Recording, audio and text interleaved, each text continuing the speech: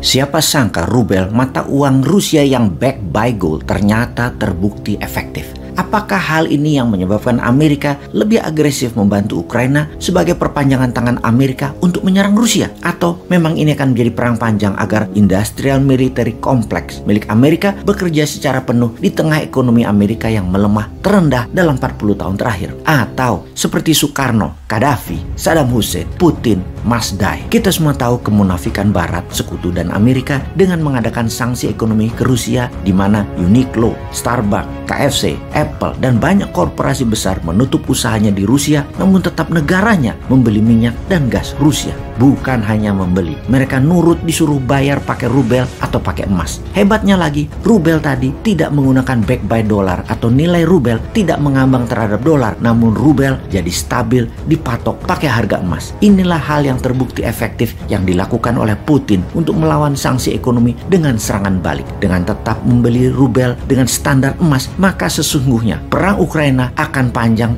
dan dalam jangka panjang Eropa akan bangkrut, begitu juga Amerika akan bangkrut. Rubel backed by gold dan transaksi emas membeli minyak dan gas ini akan menjadi topik pembicaraan kita kali ini. Karena banyak pengamat militer berkesimpulan, jangan-jangan tindakan sekutu yang didalangi oleh Amerika dan Inggris bukan atas nama kemanusiaan membela Ukraina itu, tetapi rubel backed by gold ini akan membahayakan US dollar dan pound sterling ke depannya. Inilah tindakan utama mereka sesungguhnya. US dollar yang menguasai 65% perdagangan dunia ditambah euro sekitar 22% adalah 87% mayoritas transaksi di dunia akan terancam dengan rubel dan emas sebagai alat bayar, sehingga Rusia harus diserang dan disudahi perannya. Kita kembali ke zaman Obama yang mengatakan people of Libya need to be protected, atau rakyat Libya harus dilindungi. Dilindungi dari siapa? Dari Muammar Gaddafi. Gaddafi yang membuat Libya menjadi negara terkaya di Afrika itu. Agak aneh propaganda Amerika dan sekutu sesungguhnya. Tapi ujung-ujungnya kita tahu ternyata Amerika mau minyaknya Libya dan mau emasnya Libya untuk melindungi dolar. Karena Gaddafi secara agresif mempromosikan emas sebagai alat bayar di Afrika, syarat membeli minyak Libya bagi negara Afrika. Gaddafi juga menyiapkan dinar emas sebagai mata uang tunggal Afrika. Kita semua tahu rencana seperti ini, rencana mau menyingkirkan dolar sebagai mata uang dunia,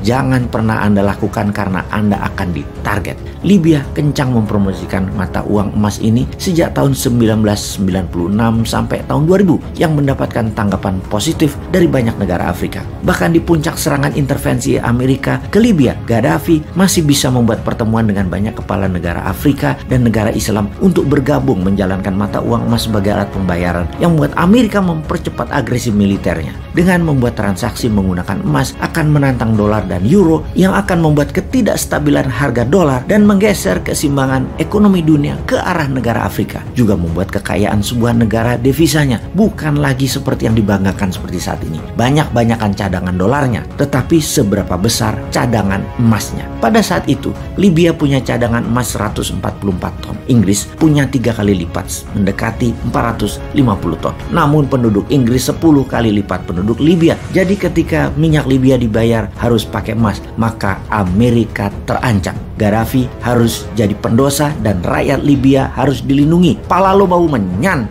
Geblek emang Amerika dan negara yang mendiamkan kezoliman Amerika itu. Kita ingatkan kembali sebelum Libya Gaddafi dieksekusi, maka Saddam Hussein juga dilibas karena mempromosikan hal yang sama. Transaksi minyak Irak hanya bisa menggunakan euro dan emas. Masih mending karena masih bisa terima euro. Namun terbanyak negara Afrika membeli minyak Irak pakai jaminan emas. Yang pasti Amerika melakukan embargo terhadap Irak, sanksi ekonomi dan invasi penggulingan pemerintahan Saddam. Pastinya menggunakan emas sebagai alat bayar akan membuat negara Timur Tengah dan negara Afrika menjadi negara yang berdaulat dan kuat. Dan bagi Amerika, hal itu harus dihindari dengan berapapun biayanya, harus tidak boleh terjadi, yaitu emas tidak boleh berkuasa. Menggunakan selain dolar adalah sebuah self-determination sesungguhnya, atau kedaulatan bernegara. PBB bahkan tidak mendukung negara untuk menjadi berdaulat. PBB yang di belakangnya Amerika dan Sekutu Barat tidak ingin negara-negara lain itu sejahtera dan berdaulat pakai sistem